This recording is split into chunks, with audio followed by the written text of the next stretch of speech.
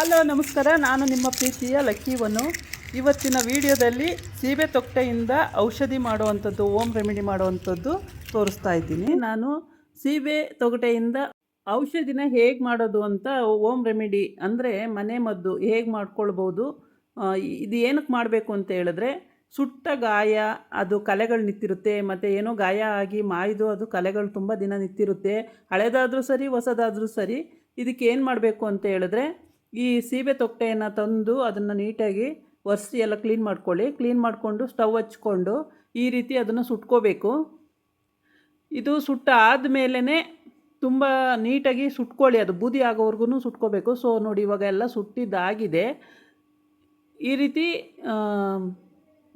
ಸ್ವಲ್ಪ ನೀಟಾಗಿಯೇ ಸುಡಬೇಕು. ಈಗ ಸುಟ್ಟಾಗಿದೆ ನೋಡಿ. ಇವಾಗೆಲ್ಲ ಒಂದು ಸೈಡ್ ತಗೊಂಡು ಅದನ್ನು ಹೀಗೆ ಸೈಡಿಗೆ ತೊಗೊಂಡು ಒಂದು ಬೌಲಿಗೆ ಹಾಕ್ಕೊಳ್ಬೇಕು. ಈ ಬೆಂಕಿ ಆರ್ಕೊಳ್ಳೋವರೆಗೂ ಸ್ವಲ್ಪ ವೆಯ್ಟ್ ಮಾಡಿ. ಆ ಬೆಂಕಿ ಆರ್ಕೊಂಡಾದ್ಮೇಲೆ ನೀವು ಇದನ್ನು ಪುಡಿ ಮಾಡ್ಕೋಬೇಕಾಗುತ್ತೆ. ಇದೆಲ್ಲ ಪುಡಿ ಆದಮೇಲೆ ಒಂದೇ ಒಂದು ಸೀಕ್ರೆಟ್ ಇಂಗ್ರೀಡಿಯೆಂಟ್ಸನ್ನು ಅದಕ್ಕೆ ಸೇರಿಸ್ಕೊಳ್ಬೇಕಾಗುತ್ತೆ. ಅದೇನು ಅಂತ ಆಮೇಲೆ ಹೇಳ್ತೀನಿ ನಾನು. ಇದು ಪೂರ್ವಜರು ಮಾಡುವಂಥ ಔಷಧಿ, ಆ ಕಾಲದಿಂದನೂ ಮಾಡ್ಕೊಂಡು ಬರ್ತಾ ಇದ್ದಾರೆ. ಹೀಗೇ ಇದನ್ನೆಲ್ಲ ನೀಟಾಗಿ ಫೈನ್ ಪೌಡ್ರ್ ಮಾಡ್ಕೊಳ್ಳಿ. ಒಂದು ಕುಟ್ನೆ ತಗೊಂಡು ಕುಟ್ನೆ ಸಹಾಯದಿಂದ ಇದನ್ನೆಲ್ಲ ಈ ಥರ ಕುಟ್ಟಿ ಪುಡಿ ಮಾಡ್ಕೊಂಡು ಆದಮೇಲೆ ತರಿ ತರಿ ಉಳ್ಕೊಳ್ಳುತ್ತೆ. ತರಿ ಉಳಿದಂಗೆ ನೀಟಾಗಿ ಪುಡಿ ಮಾಡ್ಕೊಳ್ಳಿ. ಪುಡಿ ಮಾಡ್ಕೊಂಡು ಆದಮೇಲೆ ಅದಕ್ಕೆ ಏನು ಇಂಗ್ರೀಡಿಯೆಂಟ್ಸು ಸೇರಿಸ್ಕೋಬೇಕು ಅನ್ನೋದನ್ನು ನಾನು ಮುಂದೆ ತೋರಿಸ್ತೀನಿ.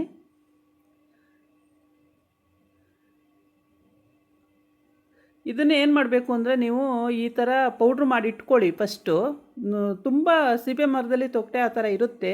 ಪೌಡ್ರ್ ಮಾಡಿ ಇಟ್ಕೊಳ್ಳಿ. ಪೌಡ್ರ್ ಮಾಡಿ ಇಟ್ಕೊಂಡು ಆದಮೇಲೆ ಅದನ್ನು ಸ್ವಲ್ಪ ಸ್ವಲ್ಪ ಪೌಡ್ರ್ ತೊಗೊಂಡು ನಾನು ತೋರಿಸೋ ಅಂಥ ಇಂಗ್ರೀಡಿಯೆಂಟ್ಸ್ ಏನು ತೋರಿಸ್ತೀನೋ ಅದನ್ನು ಒಂದು ಸ್ವಲ್ಪನೇ ಮಿಕ್ಸ್ ಮಾಡಿಕೊಂಡು ದಿನಾನು ಫೈನ್ ಪೇಸ್ಟ್ ಮಾಡಿಕೊಂಡು ನೀವು ಎಲ್ಲಿ ಕಲೆಗಳಿದೆಯೋ ಅಲ್ಲಿಗೆ ಹಚ್ಕೊಳ್ಬೇಕು. ಹಚ್ಕೊಂಡ್ರೆ ನಿಮಗೆ ಒಂದು ವಾರ ಅನ್ನೋಷ್ಟೊಳಗೆ ನೋಡಿ, ಇದು ಏನು ದೊಡ್ಡದೇನಲ್ಲ, ತುಂಬ ಸಿಂಪಲ್ಲು. ಕೊಬ್ಬರಿ ಎಣ್ಣೆ, ನಾವು ಪ್ರತಿನಿತ್ಯ ಉಪಯೋಗಿಸೋ ಅಂಥ ಎಣ್ಣೆನೇ ಇದು. ಕೊಬ್ಬರಿ ಎಣ್ಣೆ ನೋಡಿ, ಒಂದಿಷ್ಟು ಹಾಕ್ಕೊಂಡ್ರೆ, ಒಂದು 1/4 ಟೀ ಸ್ಪೂನಷ್ಟು ಹಾಕ್ಕೊಂಡ್ರೆ ಸಾಕಾಗುತ್ತೆ. ಹಾಕ್ಕೊಂಡು ಇದನ್ನು ಬೆರಳಿನ ಸಹಾಯದಿಂದನೇ ನೀಟಾಗಿ ಮಿಕ್ಸ್ ಮಾಡ್ಕೊಳ್ಳಿ. ಏಕೆಂದರೆ ಇದು ಬೇರೆ ಸ್ಪೂನು ಅದರಲ್ಲೆಲ್ಲ ಮಾಡೋಕ್ಕಾಗಲ್ಲ. ಬೆರಳಲ್ಲೇ ನೀಟಾಗಿ ಮಿಕ್ಸ್ ಮಾಡ್ಕೊಳ್ಳಿ. ಅದು ಲಿಕ್ವಿಡ್ ಥರ ಆಗುತ್ತೆ. ನೀವು ಮಿಕ್ಸ್ ಮಾಡಿದ ಮೇಲೇ ಲಿಕ್ವಿಡ್ ಥರ ಆಗುತ್ತೆ. ಲಿಕ್ವಿಡ್ ಥರ ಆದಮೇಲೆ ಅದನ್ನು ನೀವು ಏನರಿಂದ ಹಚ್ಚಬೇಕು ಅನ್ನೋದನ್ನು ನಾನು ತೋರಿಸ್ತೀನಿ. ಮತ್ತು ಇದಕ್ಕೆ ಕೋಳಿ ಪುಕ್ಕ ಸಿಕ್ಕಿದ್ರೆ ಓಕೆ. ಕೋಳಿ ಪುಕ್ಕ ಇಲ್ಲೆಲ್ಲೂ ಸಿಗಲ್ಲ. ಸಿಟಿಗಳ ಏರಿಯಾಗಳಲ್ಲಿ ಕೋಳಿ ಪುಕ್ಕ ಸಿಗೋದು ಕಷ್ಟನೇ. ಅದಕ್ಕೇನು ಮಾಡಬೇಕು ಅಂತ ಅಂದರೆ, ಬಡ್ಸಿರುತ್ತೆ ಅಲ್ವ, ಕಿವಿಲಿ ಗುಗ್ಗೆ ತೊಗೊಳೋದಕ್ಕೆ ಬಡ್ಸು ಸಾಮಾನ್ಯ ಎಲ್ಲರ ಮನೇಲೂ ತಂದು ಇಟ್ಟೇ ಇರ್ತಾರೆ. ಆ ಬಡ್ಸು ತೊಗೊಂಡು ಬಡ್ಸಿನ ಸಹಾಯದಿಂದ ನಿಮಗೆ ಎಲ್ಲಿ ಕಲೆಗಳಿದೆಯೋ ಅಲ್ಲಿಗೆ ಹಚ್ಕೊಳ್ಬೇಕಾಗುತ್ತೆ. ನೋಡಿ, ಈ ಥರ ಫೈನ್ ಪೇಸ್ಟ್ ಮಾಡ್ಕೊಳ್ಳಿ. ಸೊ ಇವಾಗ ಪೇಸ್ಟ್ ಮಾಡ್ಕೊಂಡಿದ್ದಾಗಿದೆ. ಈಗ ಹಚ್ಚೋದು ಹೇಗೆ ಅನ್ನೋದನ್ನು ನಾನು ತೋರಿಸ್ತೀನಿ ನೋಡಿ. ನೀಟಾಗಿ ಕೈಯನ್ನು ವಾಶ್ ಮಾಡ್ಕೊಂಡಾದಮೇಲೆ ಈ ರೀತಿ ಕಲೆಗಳು ಎಲ್ಲಿದೆಯೋ ಅಲ್ಲಿಗೆ ಈ ಬಡ್ಸ್ ತಗೊಂಡು ನೀವು ಹಚ್ಕೊತಾ ಬನ್ನಿ. ಒಂದು ವಾರ ಹಚ್ಚಿ ಸಾಕು, ನಾರ್ಮಲ್ ಸ್ಕಿನ್ನಿಗೆ ಬರುತ್ತೆ. ಈ ರೀತಿ ಹಚ್ಚುತ್ತಾ ಬನ್ನಿ, ನಾರ್ಮಲ್ ಸ್ಕಿನ್ನಿಗೆ ಬರುತ್ತೆ.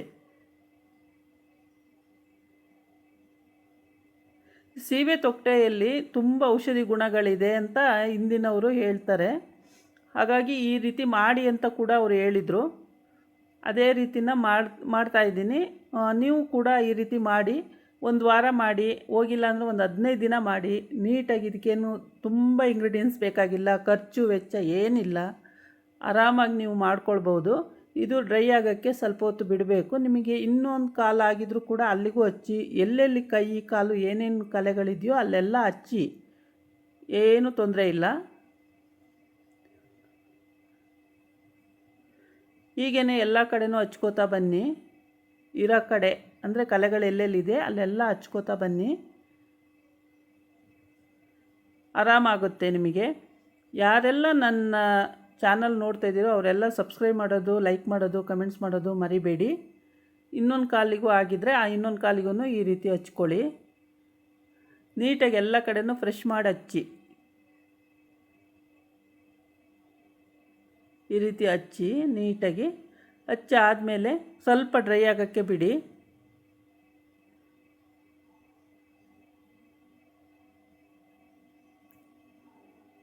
ಹಳಬ್ರಾಗಿದ್ದರೆ ಒಂದು ಲೈಕ್ ಕೊಡಿ, ಕಮೆಂಟ್ಸಲ್ಲಿ ಹೇಗಿತ್ತು ಅಂತೇಳಿ ಫ್ರೆಂಡ್ಸಿಗೆಲ್ಲ ಶೇರ್ ಮಾಡಿ.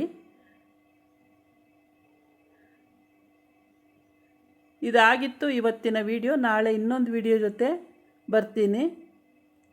ನಮಸ್ಕಾರ.